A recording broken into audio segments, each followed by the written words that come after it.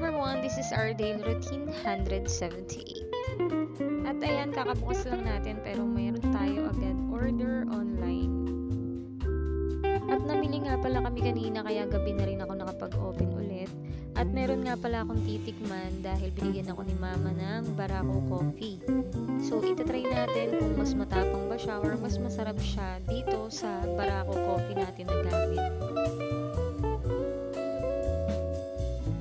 At base sa aking rate, ito ay 8 out of 10 dahil mas matapang ang Barako Batangas yung ginagamit ko. Mas matapang at mas lasa kasi yun dahil purong Batangas. Kaya sinasabi ko sa inyo, try nyo yung Barako Coffee Blend namin dahil yun ay babalik-balikan nyo. So, ganun pa rin. Magwa 1 AM na kami nakapagsarado. Bukas na lang ulit tayo magkita-kita sa aming daily routine. Thank you so much for this day.